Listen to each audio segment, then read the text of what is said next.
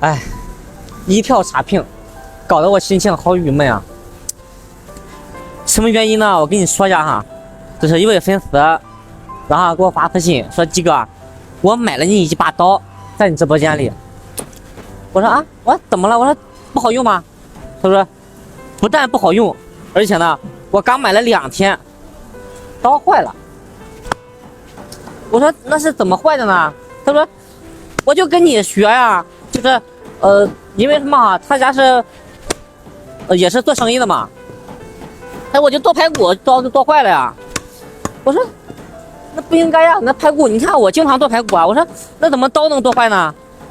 然后他接下来一句话哈，把我说无语了。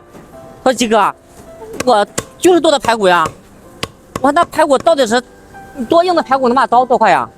他说我家是卖牛的，牛排。哎呦，你说这一句话，我接着跟他说，哎，我说我这个刀剁牛排剁不了的，我牛排太硬了，你正常剁猪排骨可以这样说，一点问题没有。他说那我也没见你说过呀。我说那你是没注意听。我说我的视频好多我都跟粉丝们说过这句话。我说我手里这款刀呢，剁鸡鸭鹅排骨一点问题没有，但是呢，要是说剁牛排哈，是真心剁不了。他说那怎么办？我刚买了2天，那剁牛排剁坏了。然后我说那你也别联系客服了，我说我给你个地址，我说你给我寄过来吧。然后呢，我说我这个钱呢，你买刀多少钱？我说我补给你吧。他说那样多不好意思呀。我说没事，我说你把刀给我发过来呢，我想拿着你剁坏这把刀呢，给粉丝们去看一眼，你这个刀到底做成了什么样子。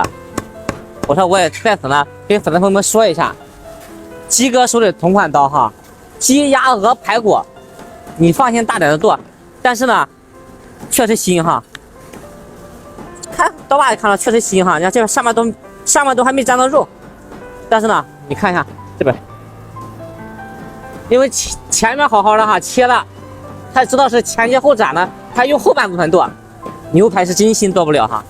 所以说在此哈，再次跟粉丝朋友们声明一下哈，鸡哥手里这款刀剁排骨鸡鸭鹅，还是那句话，你放心大胆剁，没事。牛排呢包括羊排哈，咱都不建议剁的哈，得需要斩骨刀，但咱这毕竟是斩切刀哈，没有斩骨刀那么厉害，它毕竟是专门剁大骨头的嘛。所以说粉丝们，如果说你们家里面要需要这一把斩切两用的哈，就是一般小来小去的东西啊，鸡鸭鹅排骨切肉切青菜，如果需要这样一款刀呢，你点击我头像来我直播间拍一把回家用，是一点问题没有的。记住了哈，牛排不要剁哈。